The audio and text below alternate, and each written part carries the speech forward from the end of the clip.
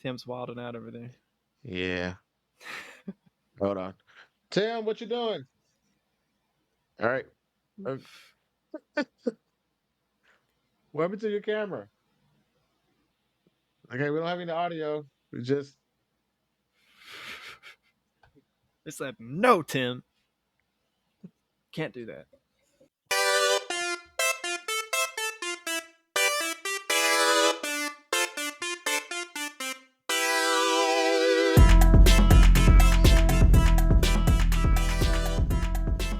welcome to After Playlist, the music discussion and reaction podcast. I'm one of your hosts, Terry O. And I'm Brandon Lee. So, to continue our ongoing celebration of music this month, the month of June, June is also Pride Month as well.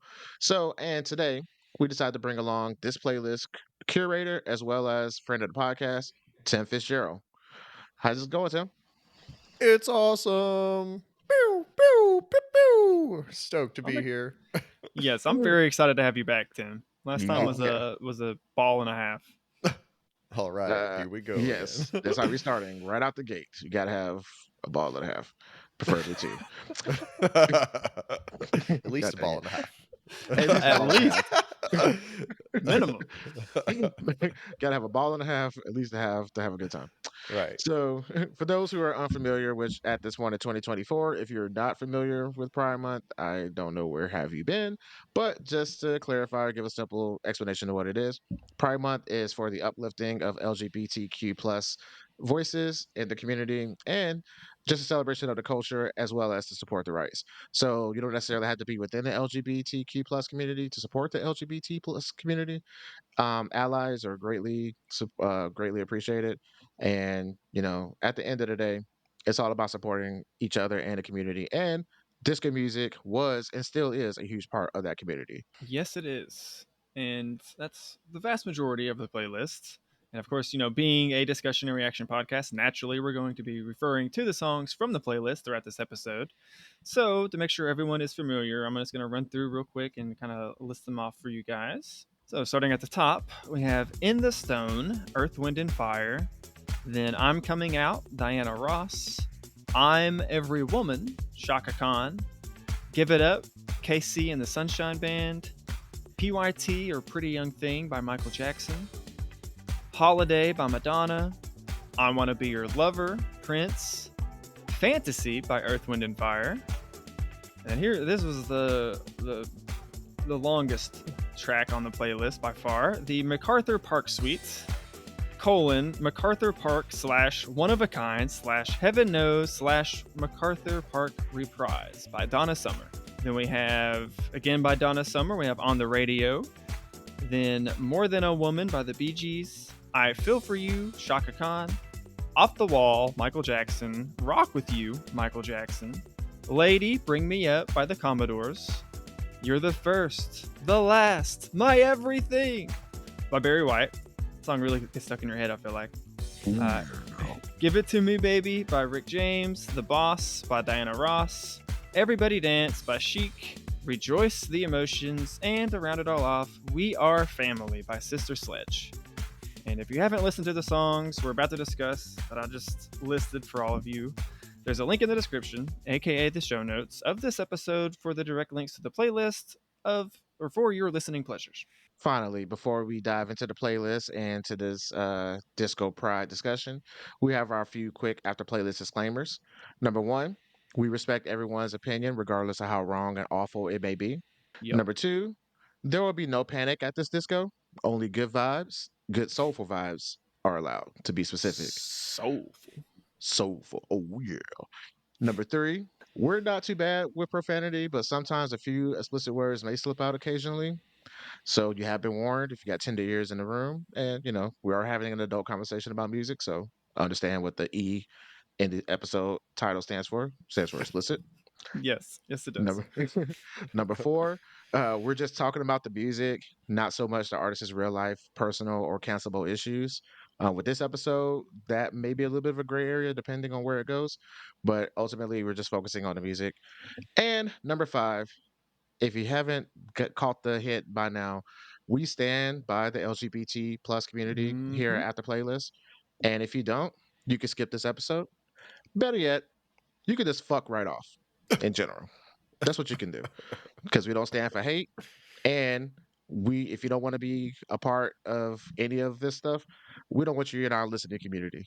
So let Word. people live their life. At the end of the day, what people do in the privacy of their homes is not your fucking business. Let it go. Anyway, without further ado, let's talk about it. Let's get into the episode.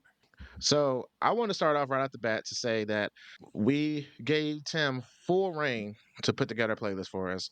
Yep. We didn't give him no length. We didn't give him any restrictions. We said build a playlist that matches your heart and the vibe that you want to present. And we turned it over to him, and by golly, did he give us a playlist? He delivered. He delivered a full ass disco prideful pride party. I mean, damn. Yeah, I mean, it's only an hour and 45 minutes long. So if we're talking about throwing a party, then I mean, you want your party to last at least an hour and 45 minutes. Okay. So I just did it with that in mind of like, if you actually just want to put this on and like at the beginning of a party, then I wanted it to just flow. It definitely did that for sure. It did. It is also the perfect length. This is something just I noticed just listening to the playlist on repeat this week. It is just long enough that whenever it loops back around to the top of the playlist, it's like been long enough that I'm not like, oh, in the stone again. It's like, oh yeah, in the stone again. Yes. Nice. Yes, yes, for sure. And I will say, it's how long it was? You said it's an hour and something. Hour? Hour How many? 45 ish. Hour 45 minutes. Okay, not to say that it feels like an hour and 45 minutes, but it does not let go. So the moment you hit play, there's no That's true. downtime. Like there's no like we all been to that one party where like the DJ may cut to like a slower track or a song that you're not really feeling, and then okay, good, this is a good bathroom break song, or let me go step away for a moment. No, no, no. This playlist doesn't do that. Like you have no choice. You're gonna be on the dance floor for the whole 2 hours, whether you want to be or not.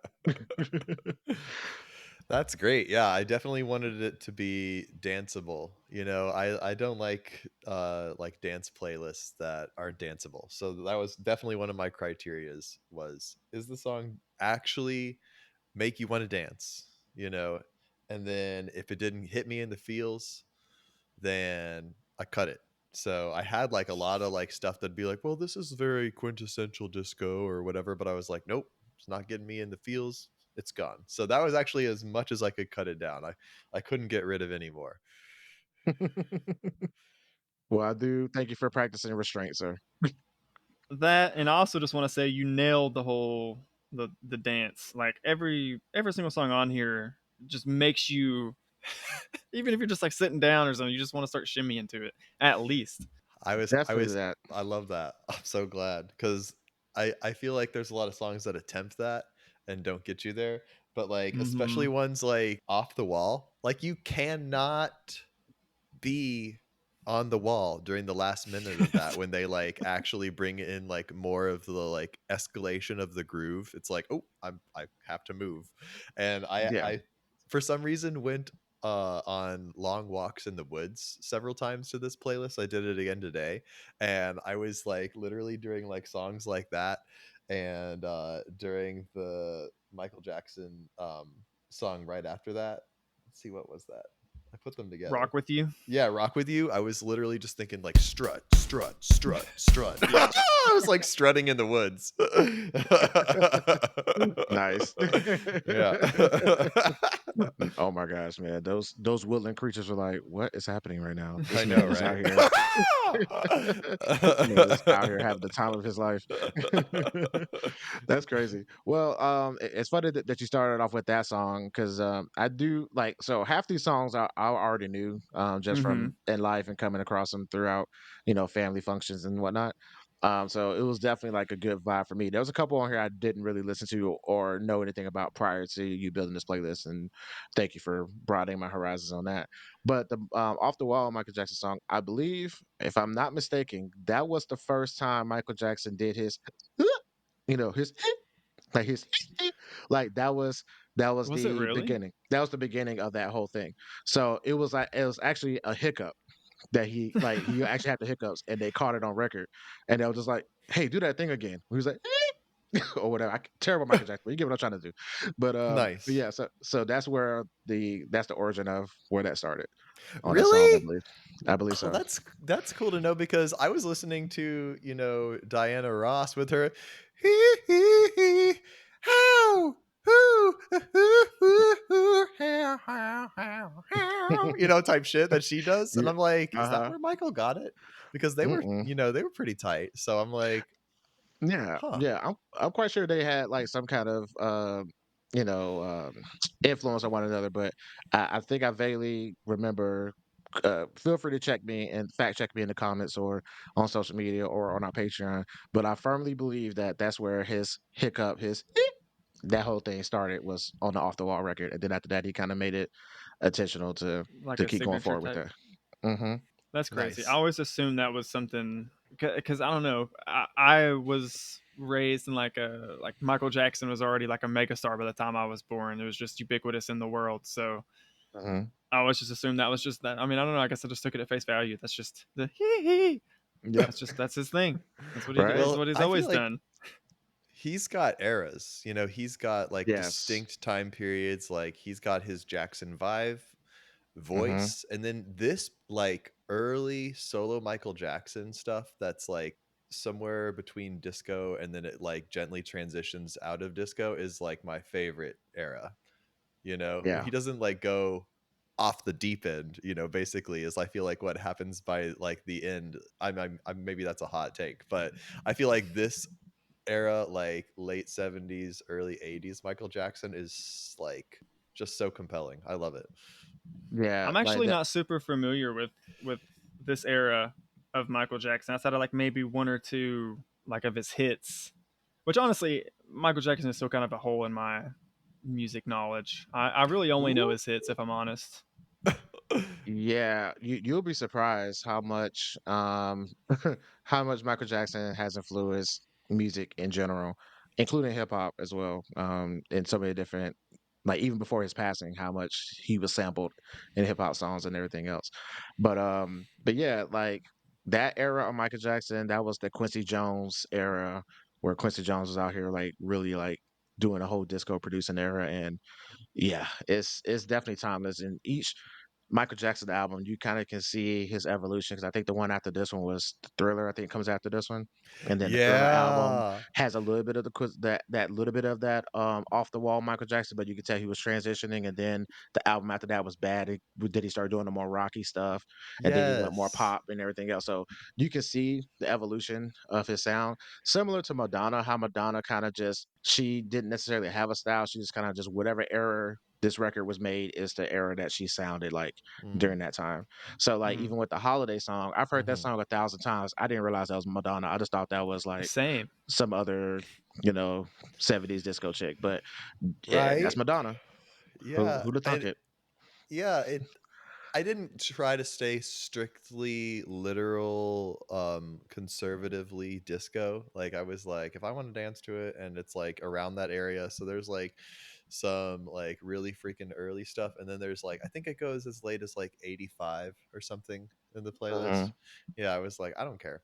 I was like, this is like a very again super personal playlist, because I feel like that's what you can speak to the most strongly is like this is what speaks to me the most strongly, and hopefully y'all got any of Yeah, the good vibes that I got out of it.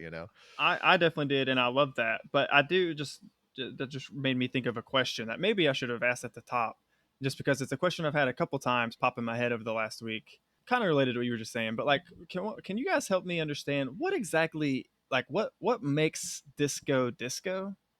Yeah. So I sent y'all like this like random article that was trying to decipher disco from funk, which I think is a good way to approach it because you're like, yeah, they got some like sick bass lines. Bass guitar is like featured, but kind of in both.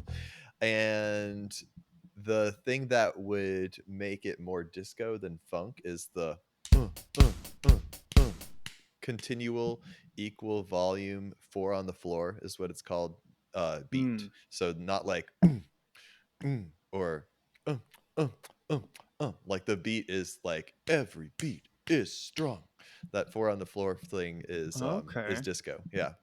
So it's mainly like beat structure is what kind of differentiates it, Well, basically. if we want to take it all the way academically, then genre is divided into two subparts when we're defining what the genre is. So, what instruments are used, and what is the purpose of the music? Mm, Like, also, what is the venue? So, the venue is a dance club. The purpose is to dance, and the instruments, that's where it's going to start bleeding into other genres seemingly, right. because Yeah. we got the guitars, we got the drums, but we have a lot more, right? Depending on the Yeah. artist, and the song, it's like, I don't know. Like, I think that synths are, pretty heavy, Sense was definitely the Yeah. one thing in my head. I was like, that is a clear demarcator, I guess, of like if you're listening to like a '70s, like early '70s song, especially, and it's got like a lot of synth in it, it's probably a disco song. I feel like maybe that's just my not understanding, Guess my I guess for my me, ignorance. like I guess for me, the way I break it down is somewhat based on tempo and also the instruments that are included in the song. So to me, funk, I automatically hear that waka, waka, waka, waka, like I hear like the guitar Mm. wands and Hmm. all of that, and I think the funk music is more sensual and more sexual, or kind of just like more smoother at times. So that's the vibe I get when I hear like funk music, and then disco is just something about. It's just a like you're gonna get that not ooncy, but it's definitely kind of it has a steady drive and it doesn't let up. So Right. that's the vibe when it comes to disco songs to me. But to me, when I hear funk, I hear more of a wong, like the wah pedal, and Mm. more of a groove kind of thing. So Mm. it's I guess I feel like I'm saying synonyms, but to me they're different. But it feels more like in funk there's more of a bass, there's more guitar driven, and disco to me is more tempo, hi-hat driven, and more poppy, if that's the best way to describe it, in Does my funk have opinion. a lot of piano in it? Because I feel like disco has a fair amount of piano.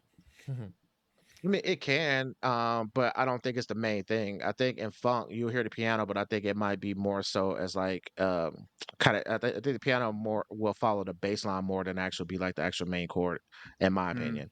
Whereas in disco, I think it's more of the lead, depending on the genre or depending on the song or whatever. So Yeah, yeah. I mean, the one that you would think of is Dancing Queen. First thing you hear, big splash down on the keyboard, meow, and then the do do do do do do is piano, which happens all the time throughout it. So yeah, yeah.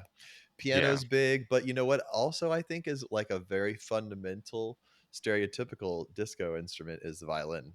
Really? Hmm. Yeah, yeah. Yeah, You I get can those see that. like those big hits, like where they like Mm. cascade down quickly in pitch. Okay. Yeah. That's Yeah. all Yeah. from violins. Hmm. Um, yeah, and you'll hear these like long orchestrated lines, giving like a lot of like sweetness and sustain, like in the Bee Gees, "More Than a Woman," which is such a freaking magical song. Oh, and speaking of like piano, the keyboards in that is like, I think they're synth keyboards, sometimes Mm-hmm. imitating a celeste. But yeah, it's so simple, but it's like some of the most captivating, like simple rolled chord, plinky little piano part I've like ever heard. I'm like totally transported when I hear that. But the other thing that makes it special is these long, beautiful violin lines that just kind of fill in the texture between the beats, which you don't get in some of the other songs. Like Prince, you're not getting a lot of long notes hovering over and through the beats. You're getting this, and there's not a lot going on in between those sounds sometimes. Even the way he's, and then it's Mm. over. His notes are short. So the Bee Gees is kind of the opposite of that with the violins. So you hear that a lot in a lot of other songs. Legato violin lines. Which that was actually one of my favorite songs on the playlist. Which one? More than a woman. What Oh is it? God, yeah. Yeah, by the Bee Gees. Yeah. Yeah, More more than than a a woman by Bee Gees. woman, more than Yeah. a woman to me. Hmm. Yeah, and you can do a queer reading of that one too. It's like more than a woman, or less than a woman, or different True. than a woman. Not a woman, Wow. Yeah, yeah. Do Yeah, you identify as yeah. okay? Well, Existing separate I don't from being a woman, Yeah. Oh, wow. Yeah. Um, Yeah. Actually broke my brain with that one for a moment. But yeah, some of the other songs on here that I wanted to give a shout out for being like the original songs that people may or may not recognize or know. But I'm Coming Out by Diana Ross. That was a Woo! main sample used in More Money, More Problems by Puff Daddy and Notorious B.I.G. Nice. So the first time I heard that song, I heard More Money, More Problems. I didn't know Diana Ross did it before that. So I heard that. And then out of nowhere, I think one of my uncles or somebody put on the Diana Ross record or whatever. And then I heard that guitar go off. I was like, oh, that's where that came from, and that's where like my mind was transfixed as a kid. I was like, okay, so these are new songs, but they're coming from old songs, and now like I want to go back and hear the old songs to see where those come from. Oh Um, yeah. and then like another one that some people may not recognize right out the bat is "Pretty Young Thing" by Michael Jackson. If Hmm. you take the last part of that song, that's the part that Kanye West sampled for "Good Life" for T-Pain. That's that same beat. Mm. I'm not familiar with Good Life. Oh, you It's all probably right. you probably heard it, did recognize the song, but yeah. So for those who are familiar with "Good Life" by T-Pain, you can hear the Michael Jackson sample. And That's there's another awesome. one on here. Fantasy by Earth, Wind and Fire. That whole song has been sampled by various Oh different yeah, hip hop artists throughout all the over the years. place for that one. God, that Yeah. song is so good. But you know what? Like, I have been dabbling into jazz more. Like, I just did my first ever jazz improv gig like a Mm. week ago. So it went good. I did not poop the bed. So that was awesome. That is It's always a awesome. Woohoo! plus when you have no music in front of you. But one Yes. of the charts that I learned was Black Orpheus, which is like a classic, jazz chart. And literally, like, fantasy is like the same melody as Black Orpheus. So I was like, Mm. oh snap. So there's just like so much, communication, across genres. So that was cool that to hear that fantasy is sampled heavily because it is actually technically a sample too. Yes. And I believe the academic term for that is called music gumbo. And that's what it is. Ah, there we go again. That is the scientific accurate way to say it. Nice. Something you said earlier, Tim, that kind of piqued my interest. And if you don't want to go into it, that's totally fine. But like you said, like this playlist was very personal for you. So I was wondering if you mind sharing, what about this playlist or what songs in general are the ones that I guess hit you more in the feels. I'm curious about that. Well, that one made me cry today. Fantasy is like the ending, especially when he like sends it into just like some sort of like pathos filled vocalization. So the ah, and he just goes off from there in the last minute. I'm just like, oh my gosh, it's just so transportive. And the message in these songs, I mean, that's what's so cool about this genre is like okay, you think, oh, it's just dance music, so dance music can be super shallow sometimes, but this one is like we are all one, we must like love living life, it's just crazy deep. And so for them to like push it to this like even non-worded place of going right back into like music saying the unsayable at the end, I'm just like, oh my god, this is Oh yeah. everything. So yeah, it's not necessarily like oh, like this song, like helped me get through a bad breakup, or I think this one, like I don't know, I didn't pick things that are necessarily like super gay, and that would be the point of the song. You tried to pick quality music first, and Mm. then if it like was a gay icon or said something that I felt related to kind of like more of an abstraction of like where pride should be, in my opinion, going forward, like almost like a subliminal like a political like treatise or something, of love. Pretty much was, Wow. like what I was going with. It was pretty esoteric, but I'm Coming Out is pretty on the nose, right? Yeah. And it Yeah. Yeah. works like even if you like read deeper into, okay, is this actually about coming out of the closet? Well, it's like, okay, the intro is 50 seconds long. By the time like we actually hear the beat finally drop, we're like, well, come out already, god damn it, it's like, do it. So I just think Absolutely. it's kind of hilarious, um how it kind of works, when you read it that way, and it is like kind of like heralded as like being about gay pride. But I think it's, um like where we're at, and like where I like see ourselves like going is just like coming out as radically like self celebrating, Mm. and I think everybody can, relate to that message. I think that's what the Yeah, song's really about. There's something bigger than one thing. It's like, that's powerful yeah, too. big stuff. Yeah. So Yeah. okay, I have a question that's kind of bounced off. Okay, so you didn't like you said you didn't pick any songs like specifically to be like super gay or whatever, and if they ended up being a gay icon, then cool. Is there anyone on this list that you would consider a gay icon, like artist I wise? mean, people would definitely take Diana Ross, and they would definitely take Madonna. I mean, like her whole like Vogue tour was with like a bunch of like gay dancers, and it being Mm. explicitly and to the fore gay. So like Madonna's definitely a gay icon. I mean, I think that um the gays would claim Donna Summer. Yeah. Yeah, I think they would claim all of those to be sure. I mean, Prince is like literally a question mark, Yeah, so like that's like the the best way artist to put formerly Prince. known Yep. as Prince, he's Yeah, got this Oh exactly. like I man. was about to say that. squiggly something something gender not really symbol. Yeah, like, No. so Prince is like, post identity already. He was doing like post identity before that was a thing. So I will yeah. say though. So Jamie Foxx had I'm not sure if it was on his comedy special way back in the day, talking about Prince and how he was confused. He was like, "Yo, he's like, I'm a straight dude. I mean, I've never met Prince before.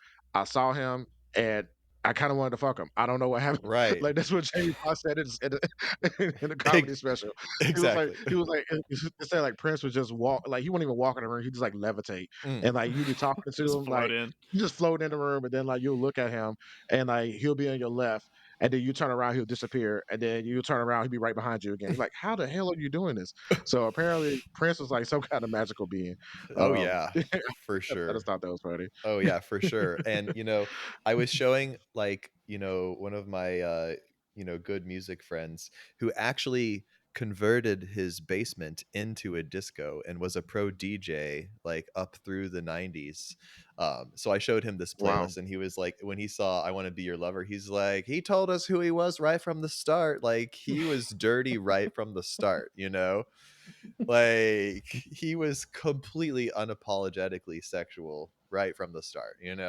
So that's this was that like one of Prince's like first. This is his first Oh, his album. second studio album. Yeah. Oh, And is it a second? yeah, Okay. yeah, So second. this album, he did all of the singing and all of the instrumentals himself, and just laid track upon track upon track. So I just love how, if we can just tear into this song, I love how indulgent the instrumental break is, and then he doesn't even bother to come Yes, back and sing at the end. It's just I like noticed that. It's like he's just making it's himself good. at home in the recording studio. He's like, okay, so I paid for this space. I don't know if he did this one at home or not, but I'm just imagining him in a pro recording studio, like, okay, I got the space for the next 10 hours, and making himself comfortable in there. You know what I mean? Like, he's like doing this for him. He's having a good time.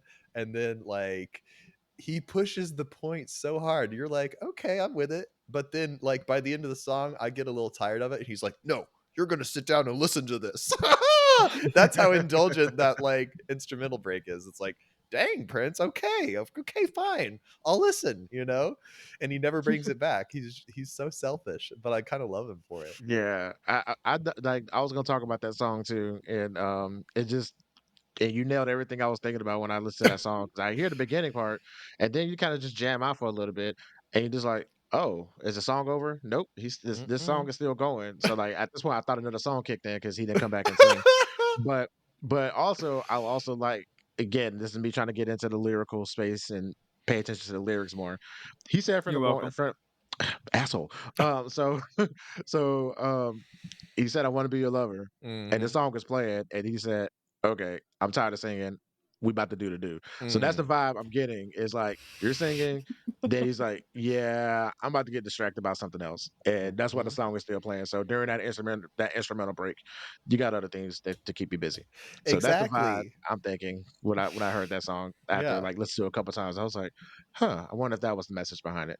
Same thing Mm. with I'm Coming Out with Diana Ross, because I was thinking, I was like, I knew that song became like the gay pride theme for any person or whatever, but at the same time I was like, was that her true intention of the song, or whoever wrote the original song? So I was like trying to listen to the lyrics and parse the lyrics, and it just really just about being stuck in the house. Like I want to go out, and just like I'm Yeah, I had the same realization as you. Just like at its barest, it's like literally no. She just wants to get outside.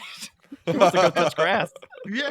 I just Yep. want to put on something nice and just go outside, just let the Mm. world know, hey, I'm outside, y'all. Like that's the Mhm. whole vibe of the song. But it's just funny how a song can have one intention and then get co-opted into a whole nother intention entirely. Oh yeah. Yeah, I kind of love that. That's what's kind of magical about that song too is okay, so if you want to take like your Prince example of like, all right, now we're doing the do during the instrumental break. Well, I'm Coming Out also has this really long instrumental break, and you can imagine it as like it's like, all right, birds are singing, getting some vitamin D, like I'm outside, thank God, finally, cabin fever is feeling relieved now.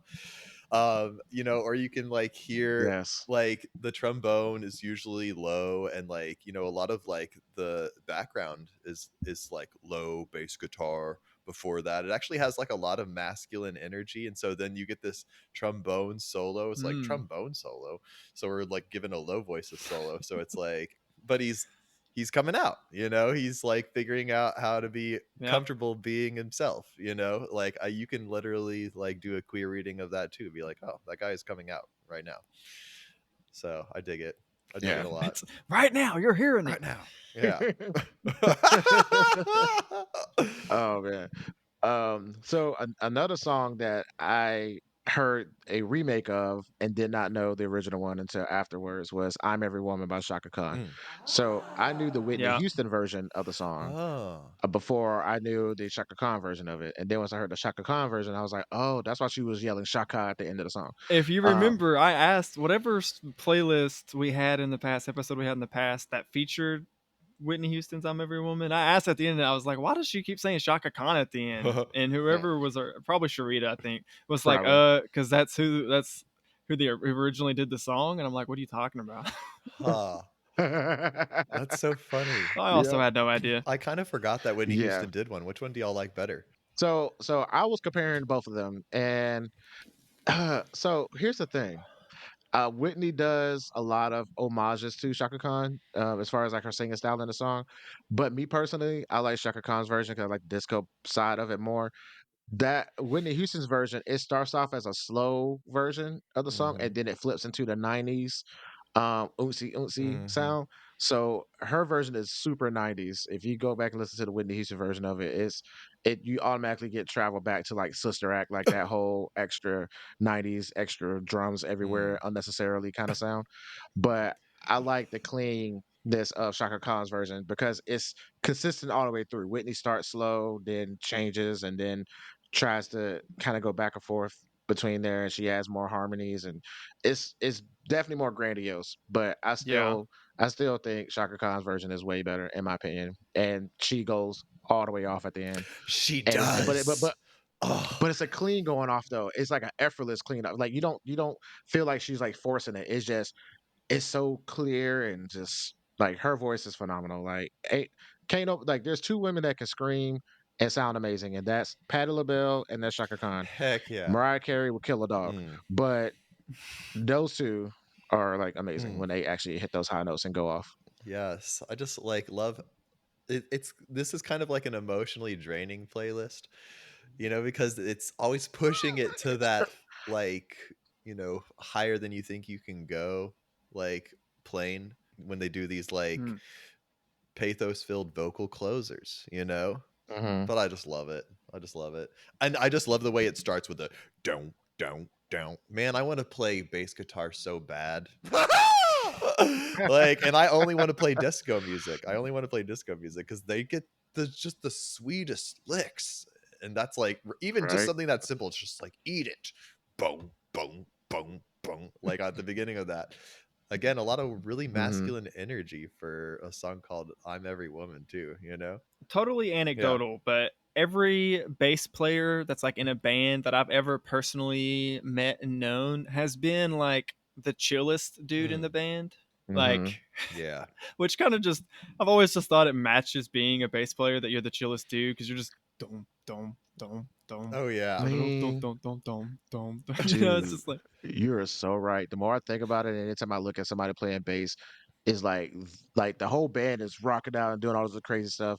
Bass dude was over here chill, calm, cool, yeah. collected, just in a whole nother zone. I never really thought about that until now. Now I will say I have seen a couple times like a bass player do a bass Hmm. solo, which is kind of I, I wild. mean, that's different. Yeah, But that's also like, yeah, it is different than just like yeah, the normal playing. But yeah. But but the disco era, they will definitely work. You know, they'll definitely get multiple fingers in on the right hand, like on Chic. Everybody dance. Hmm.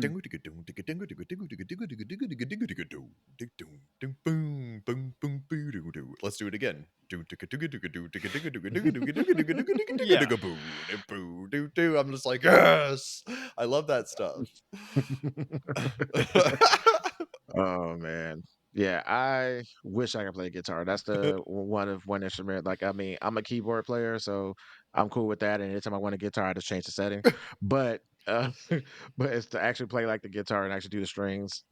I mean, my hat goes off to anybody that does that because coming off from like the Jimi Hendrix episode that we did, and just listening to guitar riffs and the different other genres and stuff we listen to is just amazing that these people aren't accidentally throwing up gang signs the way they're playing these guitars. Like, it's just nuts to me.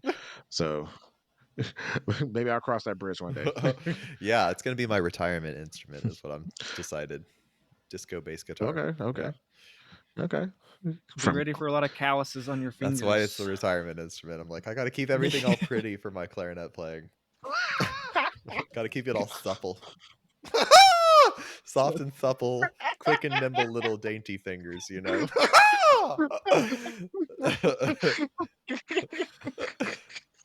I can't. Beautifully put. Yeah.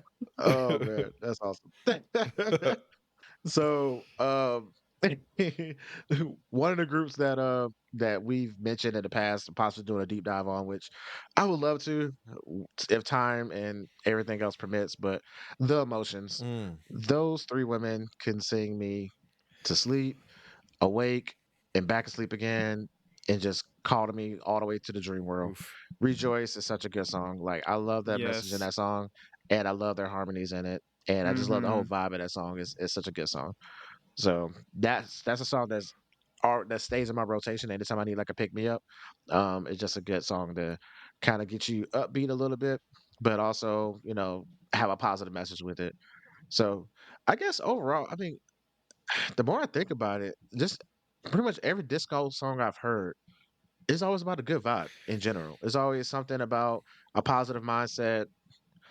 It's not Now just you've got like, me curious. Are there like Debbie Downer disco Well, if you songs? Is that even a thing that if y'all exists? were listening, then you would have heard on the 30-minute long song, the MacArthur part suite. It's like, all this for a cake, girl? Like, you that upset over a cake that you're gonna write this 30-minute diatribe of like, I left it out and it got ruined in the rain and I'll never be able to make it again? I mean, I know it's I'm not gonna lie to Actually, you. pre-internet, but can't you like call your like Aunt Judy that you got that recipe from and be like, "Hey, girl, that was really good, but I lost the recipe. Can I get it again?" You can't do that. You'll never have the recipe again. All right, drama queen. So like, she's I tweaking over assume that. that was a euphemism of It some could kind, be. but I had no I like idea to read it what. literally. I like a good like random ass story in a song. It Yeah, is kind of better if you take it yeah. literally, to be honest. Jesus. Yeah, I'm not gonna lie to you. I had no idea what the hell Donna Science was talking about in that song. Like, I zoned out like Does it halfway through matter? it a It's couple times. it's I mean, it's 18 minutes yeah. long, so it's hard to keep my focus for that long, to be Yeah, honest. like I was zone out and then zone back in and zone out and zone back yeah, in. like I would transition, like did a song would transition from one thing to the next. Hmm. So, so I lost the narrative. So if it was a cake, that is a lot. to sing about. Yeah. But if that was the case. But yeah, I don't really think there's many, or if I mean, okay, I won't say that there isn't any, but I really don't think there's that many Debbie Downer, depressing disco songs per se. It's kind of hard to dance and be on the floor talking about, my dog My got dog killed just last Yeah. died. week. Yeah, yeah. Like Why do nobody we wants to always hear go that. to the dog for that? I mean, because that's the one that everybody can relate to That's at some true. It is at some sad. point or another. Yeah. So I don't know. Yeah, Um, there's some. Let's see. There's like, ones about like you won't catch me crying on the dance floor, or like he should be dancing with me. There are usually things like that. but that's not depressing Okay. though. That's more of a commentary or a what's the word I'm looking for? That's more of a resilience kind of song. It's Hmm. like, oh, I'm not gonna cry because Yeah, I'm out here having a good time, or blah blah blah. You're gonna be dancing with me, end of the night, or blah blah blah blah. you're right. So to me, that's more of a confidence thing. It's not like grandma fell off a bridge last week Mm, and you're dancing on the dance floor, so kind of deal or whatever. right, right. Um, Hey man, so people grieve in different ways. that Exactly. is very true. That is very very very true. What else I wanted to mention on this playlist? That I want to mention while you're thinking, yes, the Commodores, Mm. lady, you bring me up. I am going to anytime I'm. Maybe I shouldn't say this on the episode. I'll ruin the plot. But you know what? I've already started it, so I'm just gonna go with it. Anytime I'm in a relationship from now on, I'm just once this starts getting serious, I'm just gonna send like, hey, this is you to me, Aw. and send the song. I feel like it's oh, gonna get a lot of good responses. Well, hopefully not a lot of good responses from like multiple people, but hey, Oh, good you know what? Sway's a responses from player. the person. Oh snap! No, no, no, no. Oh man, Brandon, ladies and gentlemen, y'all heard it here first. Brandon Lee, be pimpin'. A lot of good responses from the same person is what Oh I Uh, meant. yeah. uh-huh. Yes, yeah. So one of his ladies is gonna get the Mm, lady "Bring Me Up," and then the other lady is gonna get "I Want to Be Your Lover" by Prince. right. So Nice. I love it. I love that song. I couldn't not do it. I don't know. Yeah, Yeah, that song gets that one me. well, was a very sweet, good song, man. That's just that one hit me in the feels a little bit the first time I heard it because I actually had never heard that Oh song my before this gosh, playlist. yay. oh, Yeah. that's Yeah, nice. Heck yeah. it's one of So my top three on the so list, for I think. so for me, it's the ones towards the end that I like. I've heard a lot and enjoy coming up was "You're My First, You're My Last, You're My Mm, Everything" Oh by yeah, Barry White, yes. and "Give It to Me, Baby" by Rick Yeah, James. right? And I gotta say it, I wouldn't be me if I don't say the classic line. I'm Rick James, bitch. Right? Had to get that out there.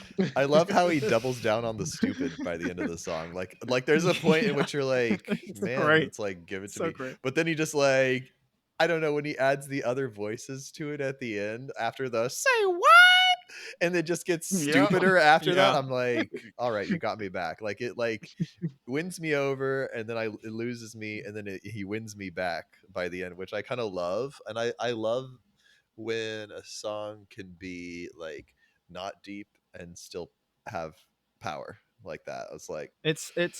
I like how it can be just entertaining. Like not every like you just said, like not everything has to be like super deep and like really emotional. Like it can just be entertaining, and that's wonderful. And this is a wonderful example of that. yeah, So for me, because I'm a production whore, I just love the fact that the beat is following the lyrics. It's like, give it to me, baby. Do do do do do do. Like I love that. yes, Like that's like say, give it to me, give it to me, give it to me, give it to me. Yeah, it's just that funky stuff, that sweet funky stuff. yeah. So It's so good. it's just a Yes, yeah, it is. it's just a whole vibe, and like I'm quite sure Rick James was coked out of his mind. But the fact of the matter is, he made some good music, Yeah. and Rick James is one of my karaoke dudes that well, one of my karaoke songs that I can sing.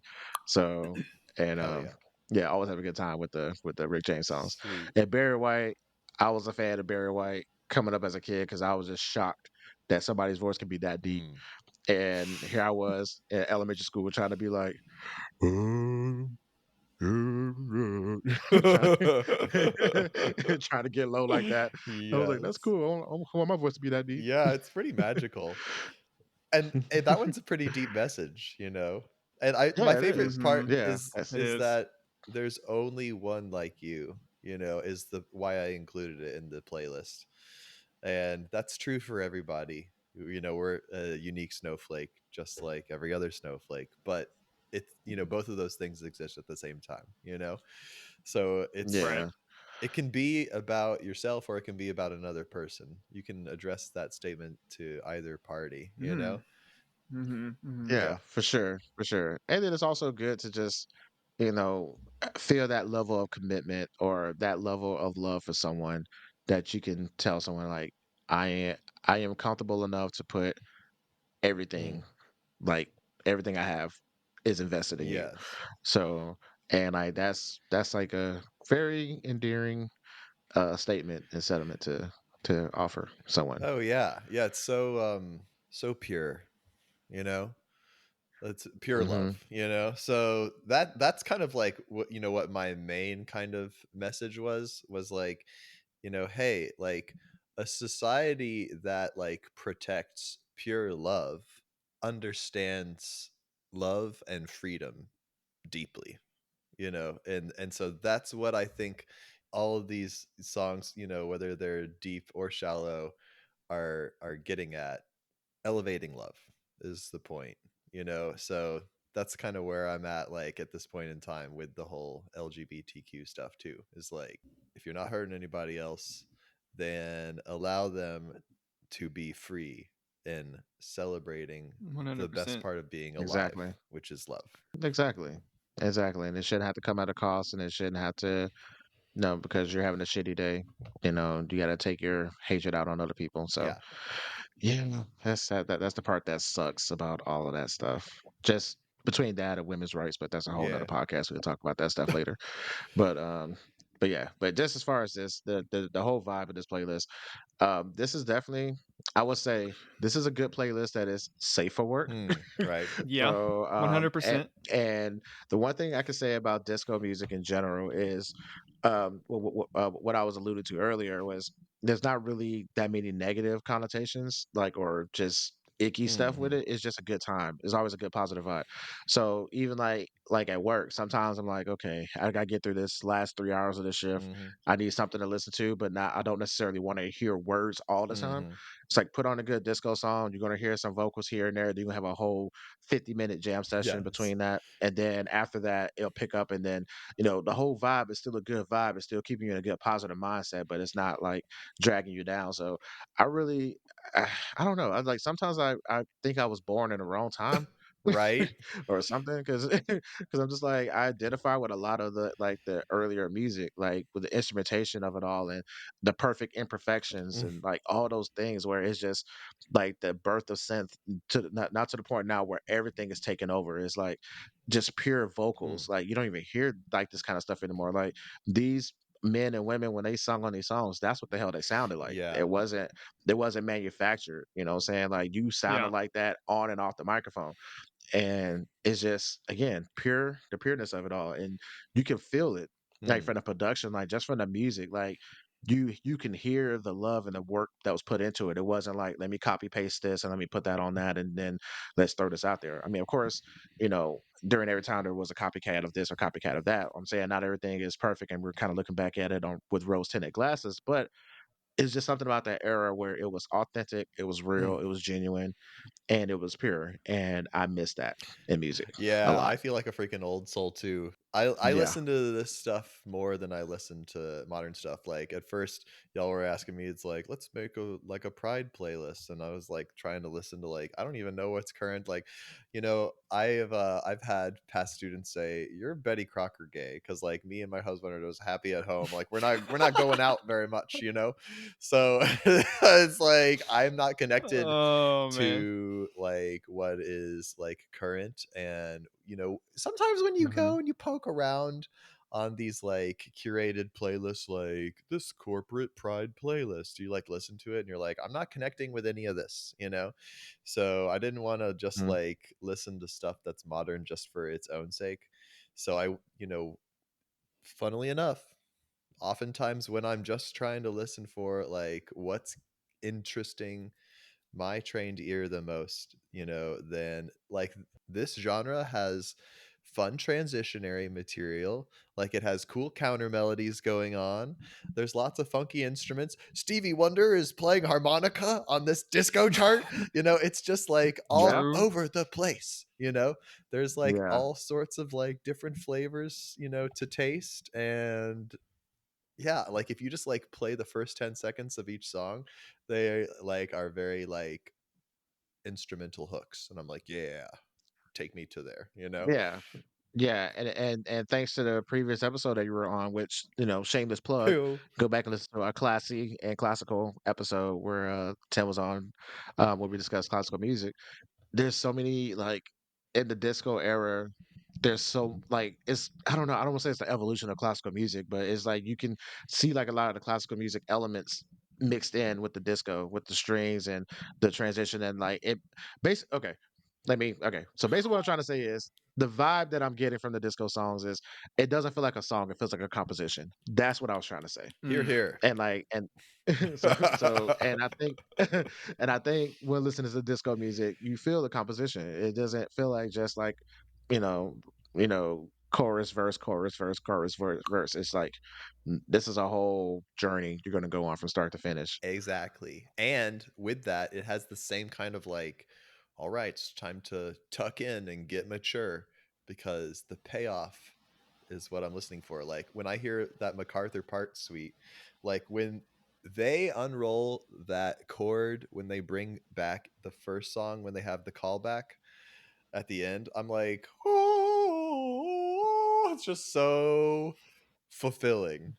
It's like, yes, that's why the song's 18 minutes long, because by the time they lap back, you're so ready for it. And then somebody who can very artfully bring you into what you know is coming, but in a way Mhm. that's like giving extreme nostalgia and poignance is like the best you can get from a callback in music. So if you can give you like a full payload of that, that's what's up. That's Oh like yeah, one of my that's what favorite you things want. about music. So that classical music will make you sit there for long periods of time and then give you that. So I'm ready for that in disco. And disco does that because what's so fun about my friend's basement, and he has all these records that like were sent from the record company directly to the clubs, that wasn't released to like the radio or like on its own album to be put out to the public. And they're usually just Yeah, very promotional. weird extended versions of the songs that go off into these really random like instrumental journeys. And then it's like, I don't know what the song is anymore. And then it brings you all the way back to the song. It's so fun. Yeah, yeah. It's like it's basically a recorded jam session. Ultimately, Yeah. like that's the whole vibe. So sweet. That is awesome. Did you have So anything else you want to add, Brandon? yeah, actually, just while you were talking there a second ago, Tim, a question popped in my head. Like, why is there not like a modern, or maybe I'm just like misinformed, but like, why is there no like modern disco? Like, why is disco like just for this one era of time in like the 70s and maybe early 80s, and then it's just Hmm. like the timeline, like a lot of different aspects of disco have been used in other genres and it's kind of evolved, here and there and everywhere. But like, why has no one today taken that sound and like maybe not like straight up emulated it, but like used it for their own? And like, why is disco like not back? I don't know. I don't I know. feel like it never left. Like there's some like pretty obvious examples. Like there's a Madonna song called "Hung Up," which is literally just an ABBA song, like sampled to the point where you're like, okay, well, you're doing a disco song. Like you're not even doing anything else like that. Like if you sample something enough, then it's like, all right, like okay, that's what happened.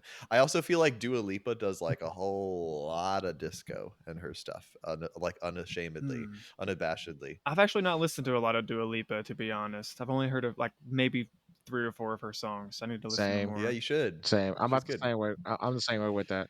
So actually, okay. So I do think disco did try to make a comeback for a moment. Modern disco, quote unquote, with Justin Timberlake, the whole Future Sex Yeah, Love Sound yeah, album. yeah. So I think that whole album was heavily disco influence, like the whole Sexy Back sound, and then there's other songs where like there's the whole Mm. guitar licks and the whole pacing of the songs were kind of kind of up tempo e that way. Yeah. So in a way, I think Tim was right as far as it's not it hasn't left. It's just it's like the different pieces of it like still exist. It's like the what T19,000 or whatever that like you try to chop it up in pieces and it still liquidates and still Right. kind of comes back. Exactly. So it's like indestructible. That's a So I perfect think I reference actually, because I think the way some people might answer your question, Brandon, is that there was this like lame ass event that this radio station put on, I think in Chicago. So somebody there decided that disco is dead and we're so sick of it, and everybody come bring your disco records down to the baseball stadium and we'll put them in a giant bonfire and burn them, which was just one radio I vaguely station remember reading about promo, this or but something. has kind of been blown up as a historical event. So I wasn't there, so I don't know whether like people decided that like disco was passe and something to be embarrassed about enjoying after that. But I think that's what may have occurred for some people, and that may have been a possible, I guess, historical like articulation in the timeline to be like, hey, yeah. maybe like we shifted from there. I know that also a lot of people consider rap a response to disco because it was Oh, co-opted and people would rap over disco records. Is Hmm. okay, how the okay. whole hip-hop movement was created, was taking disco records and doing dance parties outside and having people like do like a lot of mashups with them and a lot of like cool transitions, which you still get in the club today, like regardless of whatever dance music they're playing. That's like one of my favorite things about going True. to a club Yeah. is like hearing somebody who is good at like making witty connections between songs and like tasteful transitions between songs, where it just kind of like the vibe. It's like keep trying to keep like a beach ball up in the air, if they're doing that like musically. So that was going on a lot, and then rapping on top of like that setting, a disco setting. Yeah. So Yeah, definitely that part as far as like the rapping all over disco and funk songs because again, as we discovered on this playlist as well, there's various long parts of just instrumentation. No, So yeah. that's so when you couldn't afford to get a producer to make a new beat, you just took something else and flipped it up, or just maybe add a little something extra on it to try to make it a little bit different. But that's definitely the early stages of hip hop was I'm gonna take this long instrumental break and turn it into something else. Which is part of the reason why I love hip hop as much because it's like a science experiment. Like you always get to dissect and figure out, oh, this came from this came from that. Like it's fun. I love it. yeah. So love it or hate it. But everything has its roots and definitely disco for sure is a good part of that. I'm wondering again, I haven't done the research on it, but with disco being I don't want to say necessarily being well, I guess kind of is it okay, do people associate pride or the LGBT community with disco music, and do you think that has something to do with the rise of the LGBT culture in America, and then people saying that disco is dead, like we want to get rid of this part of music so we won't be in the same environment as people who were enjoying disco music at the time? Oh, I don't know. That's a really compelling theory. I have no idea. So Yeah. Studio 54, that's heavily associated with disco. There was lots of openly gay activity in there. I think that disco is associated with gay clubs in the era pretty strongly. Also like its context is from like free love societally in the 60s, Hmm. so there was a lot of like kind of liberated people, associated with disco. Like one of the big stars is this gay icon Sylvester. It has the "You make me feel mighty real," that guy. Yeah. I have no Oh, clue. okay. If you heard the song, you would know it. If you're a disco fan, Okay. or you should listen to it, folks. Sylvester. So Okay. yeah, that's like a overt gay icon. Yeah, in disco. Yeah, because I mean, it's just funny just how people become anti whatever, but then you look back at history and you see history repeating itself. So like, if you like go back and just look at the images of what people wore or people or how they dressed or how they styled themselves and were considered 100% masculine, wearing a crop top and eye makeup and wearing heels. but then you see somebody doing it now, it's a problem. So it's just funny to me, just like looking at that time period as like an example of comparing now and then and seeing how a lot has changed, but a lot is still the same. But people want to label it a certain way, or people want to try to control it. And then when you brought up the radio station, that wanted to, I'm declaring that this is dead, and then it kind of took off like wildfire. It kind of made me think about that, just kind of theorizing. Don't Yeah. mind me. I'm over here just connecting some yellow yarn and some pins on the wall over here. I'm just trying to make sense of all of this. I'm Like, not. I'm trying to solve the Yeah. case, guys. I'm on the case, guys. I'm gonna figure it out. Nice. Well, I think there was lots of So, straight, heteronormative type stuff going on in discos too. I mean, Saturday Night Fever is, got a lot of, heteronormative kind of plot to it, and that was the probably the biggest hit ever for disco was John Travolta Saturday Night Fever. yeah. Yeah. True. I kind of forgot about that movie Oh, until it's you so just said that. great. And the Bee I know Gees, it's been years since so I've many seen good it. hits on there. Yeah. Yeah. Yeah. Boogie Yeah, but Nights. I mean, there's like Staying they Alive. got big masculine energy. They got, like their fur shirt, chests out and all that shit. Yeah. So Mhm. there's that too. I just think that they coexisted maybe in the same places more. Is my I kind could of see my that. assumption or my understanding of the vibe was like it was more of a safe place. Like music, was liberating. You know. Okay. All right. So before we wrap it up, I just want to make sure I understand the timeline of it all, because I'm remembering the whole Jimi Hendrix thing.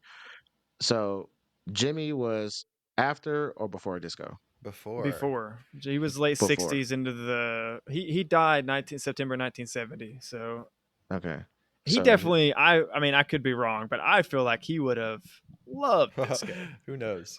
yeah, that's the vibe I'm getting. Yeah, cool. Yeah, because like with the free love and then watching those Mm, concerts from that deep dive that we went on, and just seeing how people were mm. during that time.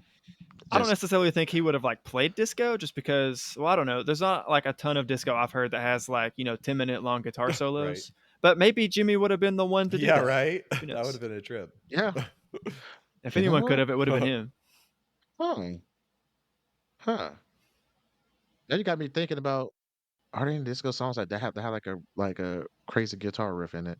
LOL, in I'm Coming Out after the trombone, it does like a little like call and responsey type solos with keyboards and Hmm. guitar, if I'm not mistaken. I remember like listening for that. There's definitely, the um kind of chunk chunk chunk chunk chunk chunk chunk chunk chunk chunk chunk chunk kind of rhythm guitar lines that are also, typically disco. So you'll hear, like important moments and important roles of the higher guitar, but really it's all about the bass guitar is what I hear in the texture. It's like bass guitar, like melodies are going to freaking violins and harmonicas and synths and keyboards more than guitar. I think that I was hearing in a lot of the stuff, at least I put on there today, I've been listening to lately. I think it also goes back to what you said earlier, Terrio, where disco does, I totally agree with what you said. Disco does have much more of a composed, like as a composition feel, versus at least Jimi Hendrix live is Hmm. not that. Yeah. Yeah. Yes, the very yeah It's much, yeah much more like improv and go where the instrument takes me. yeah yeah yeah. You're right. You're right. That still would have been interesting to hear though.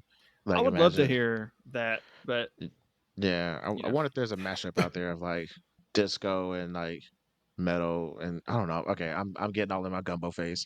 It's out Okay. there. disco metal It's I would pervasive. mean, It's in be there. Yeah. would be pretty wild. I bet there's something at least that like would scratch that itch that exists. There has to Oh be. yeah. has to Oh yeah. be. Yeah, I'm gonna have to check that out. Well, speaking of checking things out, thank you guys for listening to our episode. Thank you for listening to this playlist. Thank you, Tim, for hanging out with us today. Yeah. If there's anything you would like to plug or promote or share, the floor is yours. I got nothing. No, I mean the stuff I got is like local. I have an album out. Yeah, it's with Eric Mandat and a couple of my old good friends. And let's see. Yeah, I'm trying to pull it up here actually, to be honest. It's gonna be killer. Like we just like launched the hard copy, so we need to get like soft copies going and stuff like that. So be looking out for an Eric Mandat and Tim Fitzgerald album. It's totally sick. The piece that we play is based off of Iron Maiden guitar licks, and it's for 4 bass clarinets and clarinet. So that's something I'm pretty proud of. That should be launching on the internet sometime soon. Yeah. Yeah. Sweet. That is awesome. Rocking out with the clarinets out. Yeah. Yes. so so so tell us what you think of the playlist. Leave us a comment. You can always find us on our socials. Our website is afterplaylist.com. You can go on there to find previous episodes as well as links to the previous playlists for said episodes. We do have a Patreon. Feel free to become a subscriber there. We're working on building up some more content, so if you want to get in on the early floor, we will definitely appreciate that. And we will also do something special for the early Patreons. Right now it's totally free, so you can just hop on there and join us and grow with us as we grow the podcast. And don't forget to play and share this episode and playlist with your friends. Until next time, keep on listening. Keep on listening. Bye. Bye. Bye bye. Black Giraffe made this.